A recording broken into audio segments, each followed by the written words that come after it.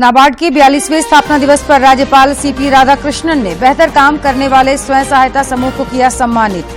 ग्रामीण क्षेत्रों में कोल्ड स्टोरेज के निर्माण पर दिया जोर। झारखंड मंत्रालय में मुख्यमंत्री हेमंत सोरेन की अध्यक्षता में नीति आयोग के सदस्यों के साथ हुई उच्च स्तरीय समीक्षा बैठक। राज्य सरकार के वरीय अधिकारी भी रहे मौजूद। राष्ट्रीय यक्ष्मा उन्मूलन कार्यक्रम के तहत रांची में स्वास्थ्य विभाग की ओर से समिट का आयोजन। मंत्री बन्ना गुप्ता ने टीबी उन्मूलन के लिए मिलजुल कर काम करने की अपील की। और भाजपा के प्रदेश अध्यक्ष बाबूलाल मरांडी ने राज्य सरकार पर लगाया तुष्टीकरण का आरोप। कानून व्यवस्था के मुद्दे पर राज्य सरकार को घेरा।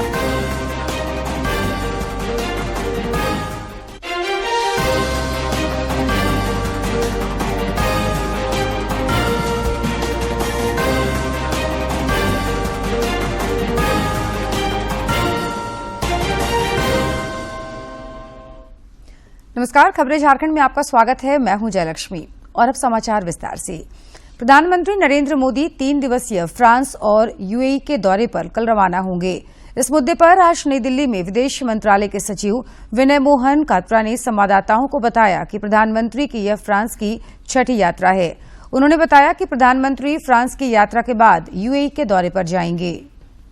Tomorrow morning for his visits to France and UAE. The first segment of this two-country visit will be a visit to France. It will reach Paris by midday tomorrow.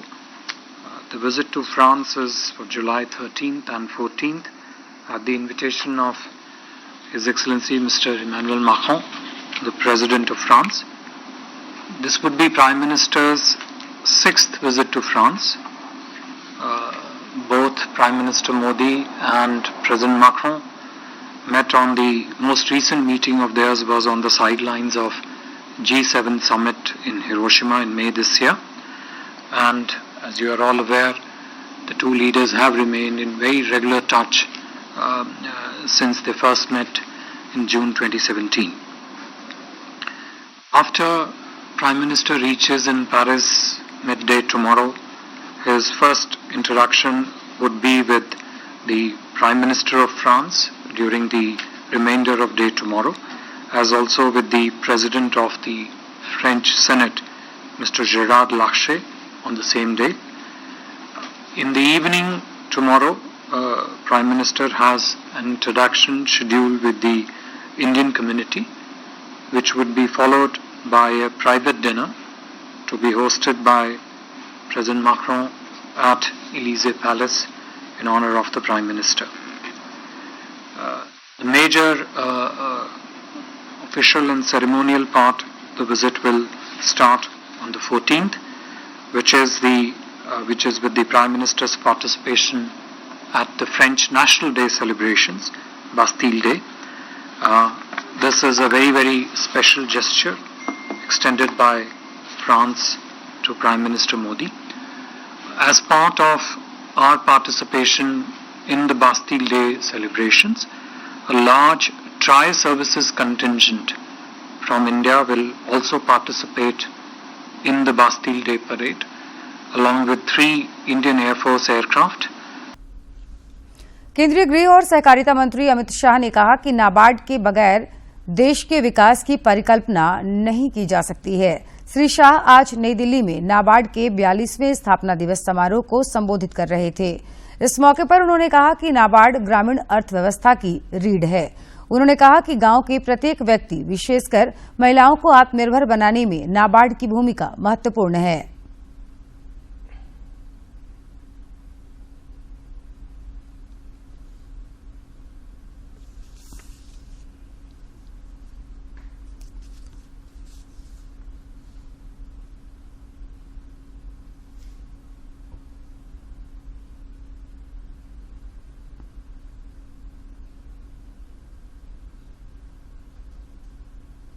तीन दशक में नाबार्ड ने इस देश की ग्रामीण अर्थव्यवस्था, ग्रामीण इंफ्रास्ट्रक्चर, इस देश के खेती, एग्रीकल्चर इस देश की कोऑपरेटिव संस्थाएं और 1.5 दशक से इस देश के स्वसहाय जूथों की विकास की रीढ़ की हड्डी ने नाबार्ड सिद्ध हुई है।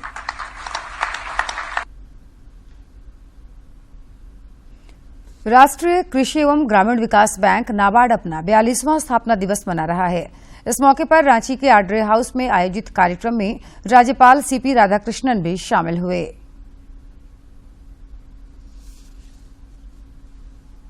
राष्ट्रीय कृषि और ग्रामीण विकास बैंक नाबार्ड ने राष्ट्र के विकास में अपनी सहभागिता के 41 सफल वर्ष पूरे कर लिए हैं।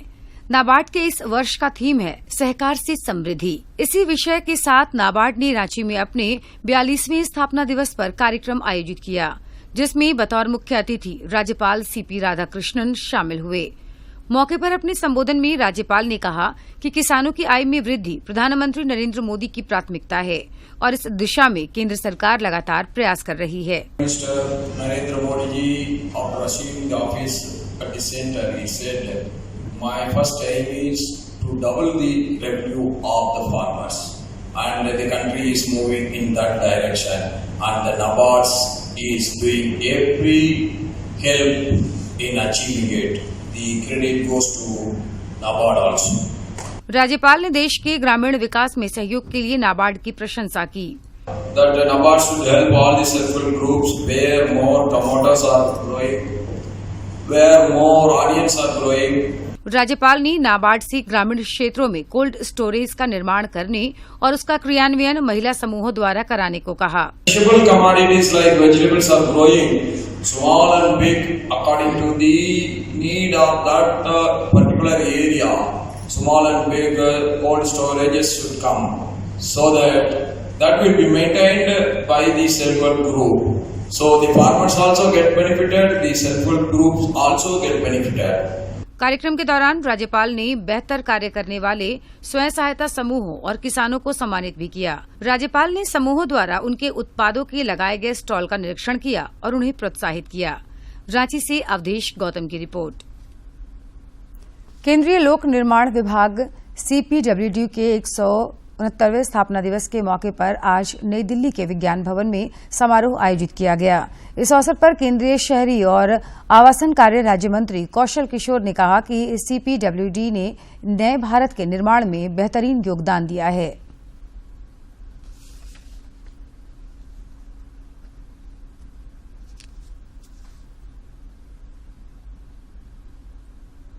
बेहतरीन योगदान दिया है और अपनी एक ग्लोबल छवि बनाई है। उन्होंने विभाग के और अधिक रफ्तार से कार्य के निष्पादन पर जोर दिया। पार्लियामेंट को भी आपने लगभग समयबद्ध तरीके से पूरा कर दिया और उसका उद्घाटन भी आदरणीय प्रधानमंत्री जी ने कर दिया। तो इस तरह से जो काम कहीं पर भी हैं और थोड़ा उनको गति प्रदान करने का काम आप कर देंगे तो मैं समझ रहा हूं कि आपसे और दूसरे डिपार्टमेंट ऐसे भी सीख ले रहे हैं और भी सीख लेने का काम करेंगे। एक नजीर सीपीडब्ल्यूडी बनने का काम करेगा पूरे देश में। सीपीडब्ल्यूडी है, आज दूसरे देश के लोग अगर आपको काम देने का काम कर रहे हैं और अपने देश में बुलाने का काम कर रहे हैं तो इसका मतलब क्या है? इसका मतलब धीरे धीरे ये है कि सीपीडब्ल्यूडी जो है केवल हिंदुस्तान का नहीं बल्कि एक ग्लोबल संस्था बनता हुआ चला जा रहा है। मुख्यमंत्री हेमंत सोरेन की अध्यक्षता में आज झारखंड मंत्रालय में नीति आयोग के सदस्यों के साथ बैठक हुई। इस बैठक में राज्य सरकार के वरीय अधिकारी भी शामिल हुए। मुख्यमंत्री हेमंत सोरेन ने इस दौरान राज्य सरकार को हो रही परेशानियों का जिक्र किया। उन्होंने राज्य की हिस्सेदारी समय पर उपलब्ध कराने की मांग की। नीति आयोग की टीम कल देर शाम रांची पहुंची थी।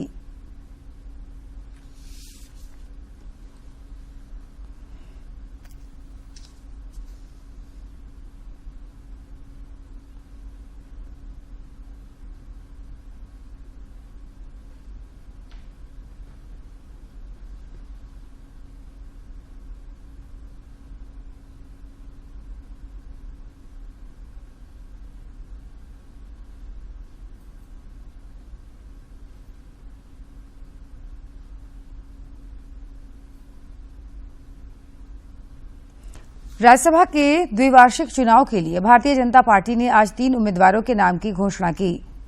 पश्चिम बंगाल से पार्टी ने अनंत महाराज को अपना उम्मीदवार बनाया है।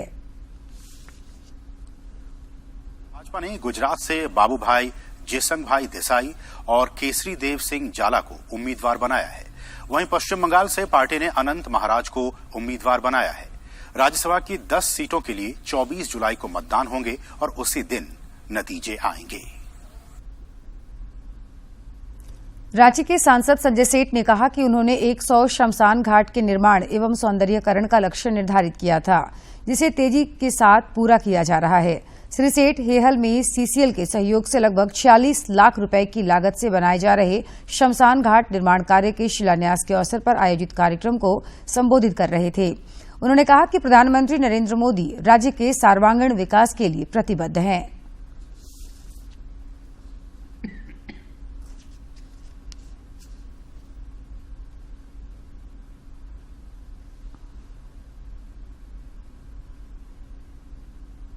तीस 40 लाश जुमार पुल पर, वहां कुछ नहीं, वो नदी बहता ऊपर पुल है, वहां 5 करोड़ का लागत से हम बनाने जा रहे हैं स्मशान, 5 करोड़। प्रदेश कांग्रेस अध्यक्ष राजेश ठाकुर के नेतृत्व में आज रांची के मोराबादी स्थित बापू वाटिका के सामने मौन सत्याग्रह आयोजित किया गया। इस दौरान प्रदेश अध्यक्ष श्री ठाकुर ने केंद्र सरकार की गलत नीतियों का जमकर विरोध किया। उन्होंने कहा कि पूरे देश में राहुल गांधी की आवाज को कुंद करने का प्रयास किया जा रहा है। श्री ठाकुर ने कहा कि केंद्र की जनविरोधी नीतियों का पार्टी लगातार विरोध करेगी।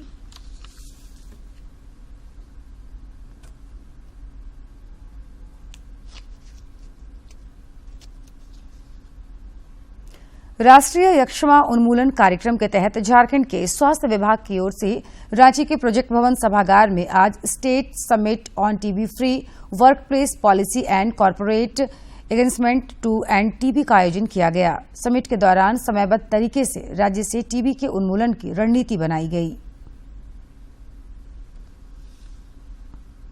यक्ष्मा यानी टीबी परस्पर फैलने वाला एक गंभीर रोग है। हालांकि समुचित इलाज से यह पूरी तरह ठीक किया जा सकता है। केंद्रीय स्वास्थ्य मंत्रालय यक्ष्मा के उन्मूलन को लेकर गंभीर है और भारत सरकार के स्वास्थ्य मंत्रालय ने इसके उन्मूलन के लिए 2025 की डेडलाइन निर्धारित की है। इसे लेकर केंद्रीय स्वास्थ्य मंत्रालय ने राज्य सरकारों को भी पूरा प्रयास करने को कहा है। टीबी के समूल खात्मे के लिए झारखंड सरकार भी पुरजोर कोशिश कर रही है। इसी को लेकर रांची में एक समिट का आयोजन किया गया और कार्यस्थलों पर भी मरीजों की पहचान और इलाज की व्यवस्था के लिए कार्य योजना बनाकर कार्य करने की रणनीति बनाई गई। कार्यक्रम में मौजूद सूबे के स्वास्थ्य मंत्री बन्ना गुप्ता ने सभी से मिलजुल कर टीबी को राज्य से मिटाने के लिए सहयोग का आह्वान किया। हम सारे लोग मिलकर इस झारखंड को समृद्ध और स्वस्थ झारखंड जो मुख्यमंत्री जी का सपना है, इसको बनाने के लिए वचनबद्ध हैं। तो आइए हम सब मिलकर इस अभियान को, इस उन्मूलन अभियान को, जहां प्रतिरोधात्मक क्षमता बढ़ाने के लिए हमारे जितने सीएसआर के लोग हैं, सामाजिक संगठन के लोग हैं, वो आइए और थोड़ा थोड़ा हाथ बढ़ाइए। स्वास्थ्य मंत्री श्री गुप्ता ने कहा कि झारखंड में प्रदूषण भी टीबी का एक बड़ा कारण है। उन्होंने उद्योग जगत के लोगों से प्रदूषण नियंत्रण के उपायों पर अमल करने की अपील की। हमारे जितने भी हमारे माइंस हैं, चाहे क्रेशर है, चाहे हमारे खदान है, उन पर जो है कैसे वहां के मानकों को तय किया जाए कि वहां कम से कम प्रदूषण हो। यदि प्रदूषण हो रहा है, यदि धूल के कण हो रहे हैं, तो उस पर कैसे पानी की बारिश हो, किस तरीके से उसको रोका जाए, उसके लिए भी कार्य योजना बनाने की जरूरत है,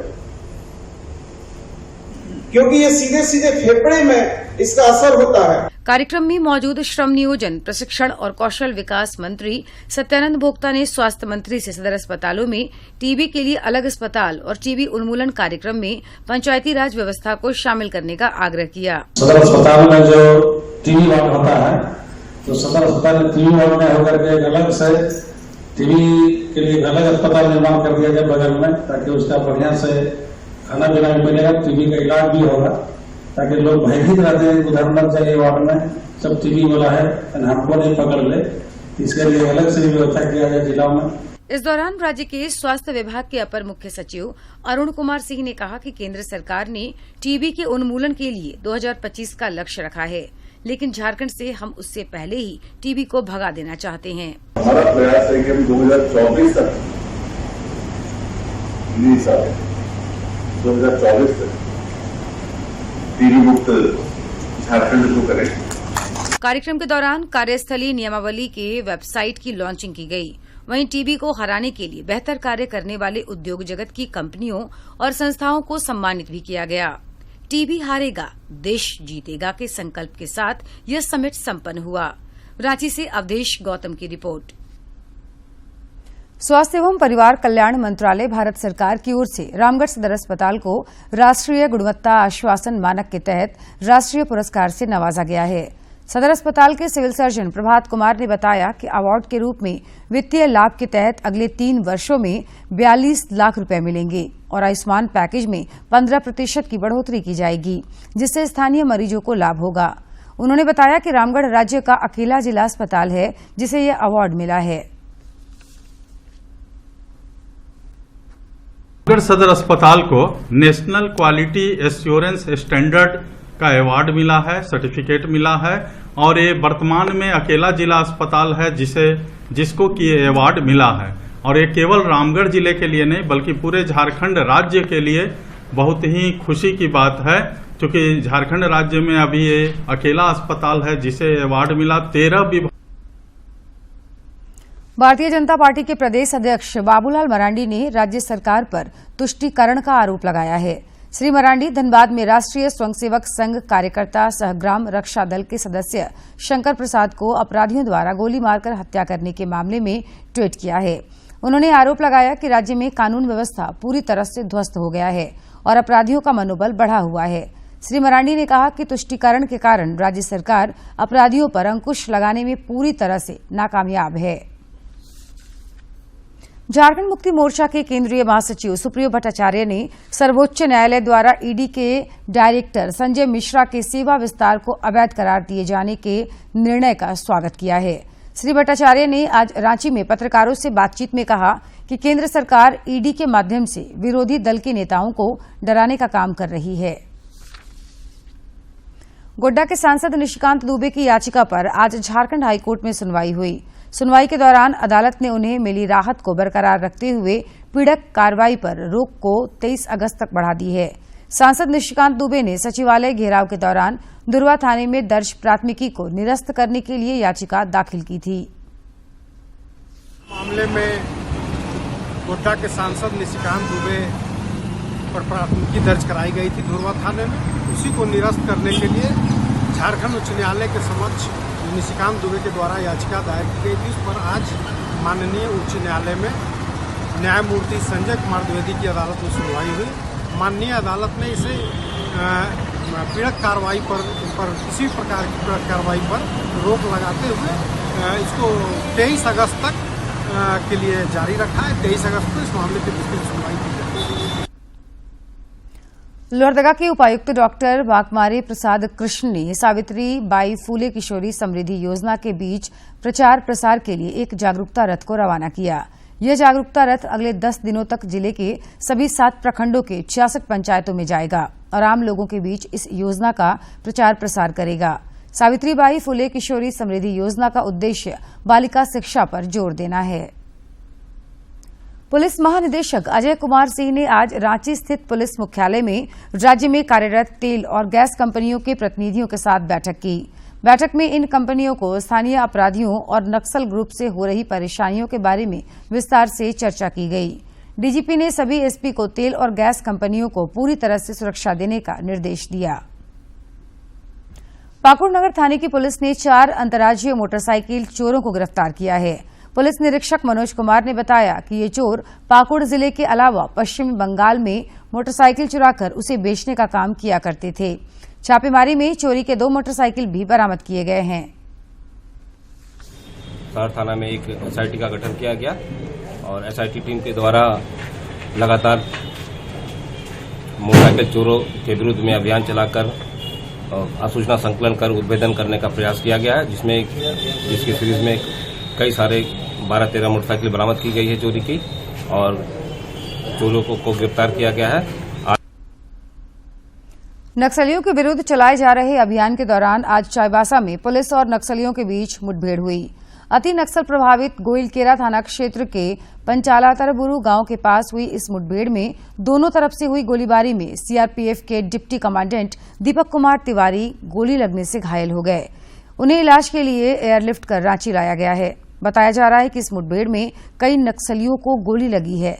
इस घटना के बाद सुरक्षा बलों द्वारा नक्सलियों के खिलाफ लगातार सर्च अभियान जारी है। आज विश्व प्लास्टिक रोकथाम दिवस है।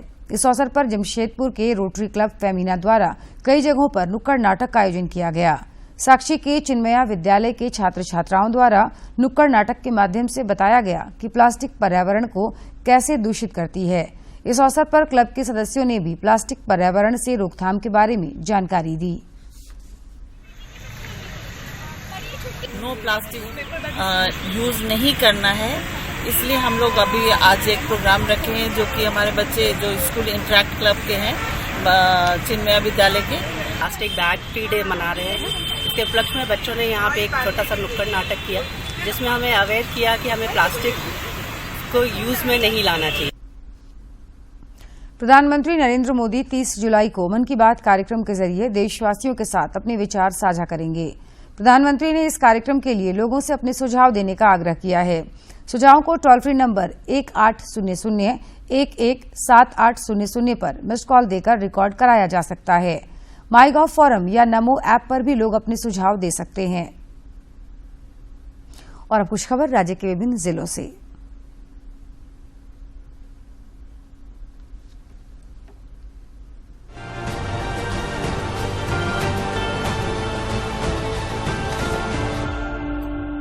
गोड्डा के सांसद निशिकांत दुबे की याचिका पर आज झारखंड हाईकोर्ट में सुनवाई हुई। सुनवाई के दौरान अदालत ने उन्हें मिली राहत को बरकरार रखते हुए पीड़क कार्रवाई पर रोक को 23 अगस्त तक बढ़ा दी है।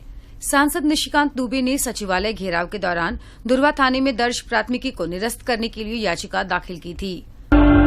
झामुमो के हजारीबाग जिलाध्यक्ष शंभूलाल यादव पर यौन शोषण के आरोप के बाद पार्टी ने उन्हें पद से निलंबित कर दिया है। उन पर लगे आरोपों की जांच के लिए झामुमो केंद्रीय कमेटी ने 3 सदस्यीय टीम का गठन किया है। राजधानी रांची के धुरवा थाना परिसर के बने बैरक में आग लगने से उसमें रखे सामान जलकर राख हो गए। आशंका व्यक्त की जा रही है कि बिजली के कनेक्शन में शॉर्ट सर्किट होने से आग लगी। फायर ब्रिगेड की टीम ने घटनास्थल पर पहुंचकर आग बुझाया। धनबाद के धनसार थाना क्षेत्र अंतर्गत भूदा बरमसिया में अवस्थित बाल सुधार गृह में औचक छापेमारी की गई, जिसमें कई आपत्तिजनक व प्रतिबंधित वस्तुएं बरामद हुई।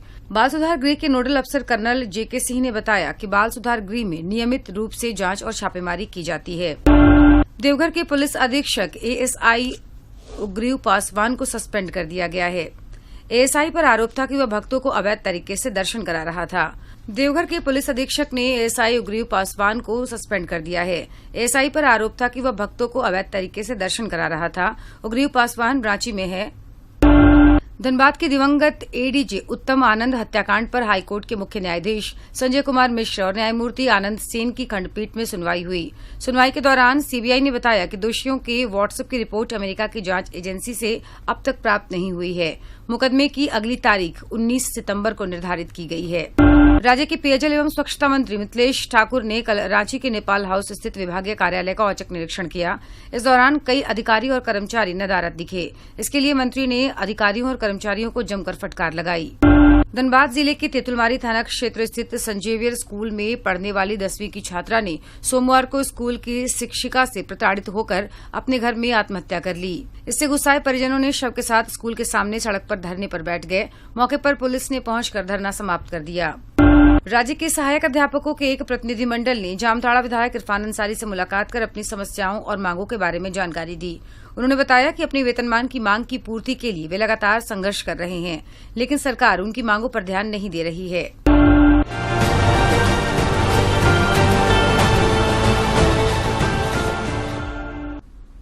राज्य में मानसून की सक्रियता धीमी पड़ गई है। पिछले 24 घंटे में कुछ इलाकों में हल्के से मध्यम दर्जे की बारिश दर्ज की गई। इस दौरान साहिबगंज के राजमहल में 70.2 मिलीमीटर सर्वाधिक बारिश हुई है। मौसम विज्ञान केंद्र रांची के अनुसार आज से 18 जुलाई तक राज्य के कुछ हिस्सों में तेज हवा के साथ हल्की से मध्यम दर्जे की बारिश का अनुमान है।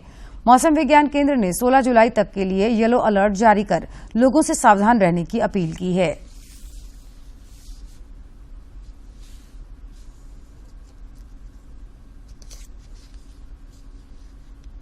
और अब एक नजर डालते हैं प्रमुख शहरों के आज के तापमान पर। राजधानी रांची का अधिकतम तापमान 31 और न्यूनतम 24 डिग्री सेल्सियस रिकॉर्ड किया गया। जमशेदपुर का अधिकतम तापमान 35.8 और न्यूनतम 26.6 तथा डाल्टनगंज का अधिकतम तापमान 36.8 और न्यूनतम तापमान 26.5 डिग्री सेल्सियस रिकॉर्ड किया गया। धनबाद में आयोजित राज्य स्तरीय वुशु प्रतियोगिता में जमशेदपुर के खिलाड़ियों ने 5 पदक जीते।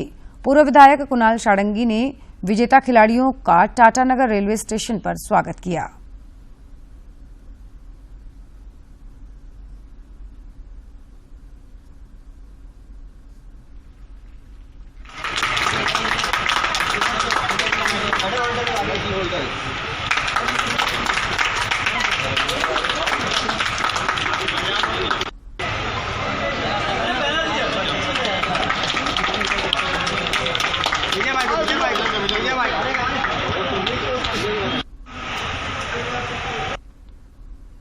और अब एक नजर डालते हैं आज के इतिहास पर।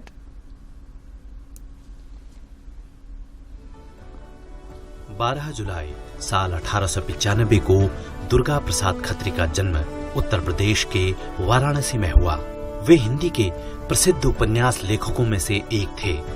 दुर्गा प्रसाद ख्याति प्राप्त देवकी नंदन खत्री के पुत्र थे, जिन्हें भारत ही नहीं बल्कि पूरे विश्व में तिलस्मी उपन्यासकार के रूप में प्रसिद्धि प्राप्त है। दुर्गा प्रसाद खत्री ने 2 दर्जन से अधिक उपन्यास लिखे। उनके उपन्यास 4 प्रकार के हैं, जिनमें तिलस्मी, जासूसी, सामाजिक, अद्भुत और संभाव्य घटनाएं शामिल हैं। तिलस्मी उपन्यास में दुर्गा प्रसाद खत्री ने अपने पिता की परंपरा का बड़ी सूक्ष्मता के साथ अनुकरण किया। उन्होंने उपन्यास लहरी और रणभेरी नामक 2 पत्रिकाओं के संपादन का कार्य भी किया। दुर्गा प्रसाद ने स्वतंत्रता काल में देश के आजादी की लड़ाई से प्रेरित होकर कई जासूसी उपन्यास लिखे। प्रतिशोध, लाल पंजा, रक्तमंडल, सफेद शैतान जासूसी उपन्यास होते हुए भी राष्ट्रीय भावना से ओतप्रोत हैं और भारतीय क्रांतिकारी आंदोलन को प्रतिबिंबित करते हैं।